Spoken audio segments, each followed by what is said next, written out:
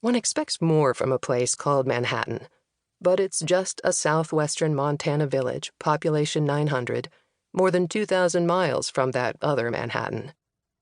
While that one screams for attention, this one keeps to itself. Not impenetrable, but not very approachable. Except for a forlorn old grain elevator, the Quantico sign out near the frontage road, and a church steeple that's slightly closer to heaven than the trees around it, the town mostly hides itself from passers-by on the interstate. Not that there's much to see. Get off the highway and you'll find, way back, an aimless congregation of buildings divided smack down the middle by the NP, the old mainline tracks of the Northern Pacific Railway.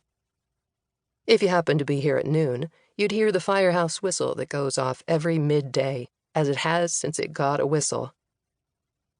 Manhattan calls itself the potato capital of the world, but that might be more Chamber of Commerce hype than a genuine agricultural fact. Nevertheless, the town sponsors the Manhattan Potato Festival every year, highlighted by a grand parade and the volunteer firefighters' breakfast. Spuds are a big deal. A town has existed here since before Custer was slaughtered at the Little Bighorn.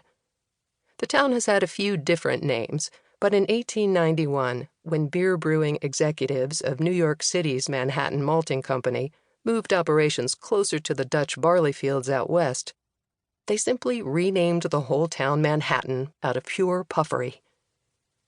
Since then, nothing much out of the ordinary has happened here. Manhattan's history is static and unexciting, the way its subdued, devout Dutch settlers intended. Farmers and ranchers passed their land to their kids, not Hollywood stars and rich guys wearing cowboy boots from Fifth Avenue. No traffic jams, except parades, so no traffic lights. More keggers than baptisms, more paper boys than parking spots, more steeples than stop signs. Oh, they still talk about the time the whole town was in a national TV commercial for beef, which is definitely true. And some folks are proud that Manhattan, Montana has raised up more military generals per capita than any other municipality in America, which might not be true, but nobody can say otherwise. Probably Manhattan's biggest celebrity wasn't really a celebrity in the traditional sense. William Frankina was born in 1908 to Dutch immigrant farmers in Amsterdam, an unincorporated hamlet near Manhattan. He moved away as a youngster, and in adulthood he became one of America's most celebrated post-war philosophers.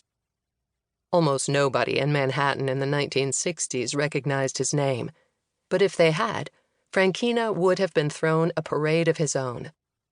He earned his doctorate from Harvard University in 1937 with a dissertation entitled Recent Intuitionism in British Ethics.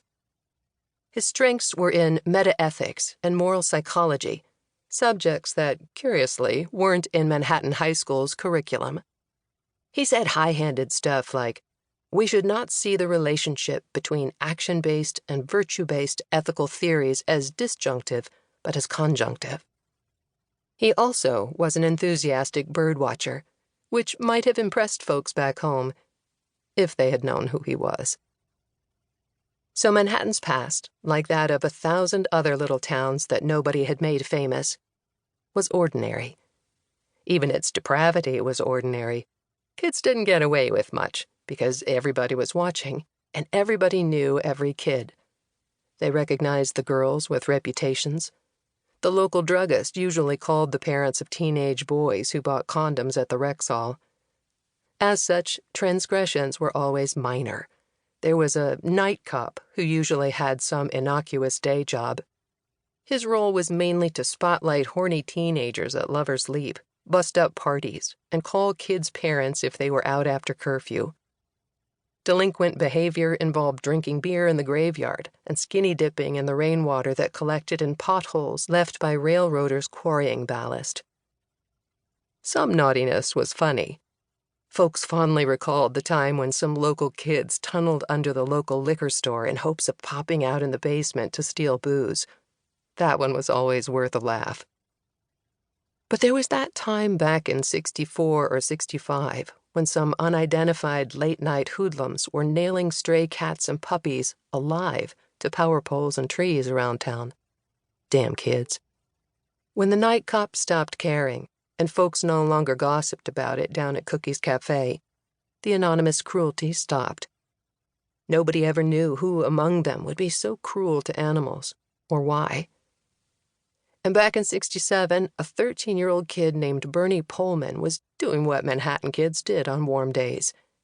He and his buddy Ricky were climbing the steel girders of the Nixon Bridge, a 19th-century truss bridge out north of town, and cannonballing into the Gallatin River below. The cold springtime water ran fast enough to make it a medium-powerful rite of passage, slow enough for a kid to dog paddle to a riverbank not too far downstream. On that March Sunday, the short and skinny Bernie sat atop the bridge's highest beam and prepared to leap. Down below, Ricky dared him to make a big show of it. Suddenly, Bernie grabbed his chest and hollered something, possibly, "I'm shot," but Ricky couldn't be sure. Bernie plunged 20 feet onto a shallow sandbar under the bridge, then appeared to be swimming before he disappeared below the surface. The current carried him away. Ricky ran a half-mile to the nearest farmhouse, where they called the sheriff. A posse quickly searched the river downstream from the bridge. They found Bernie's horn-rimmed glasses in knee-deep water, but no Bernie.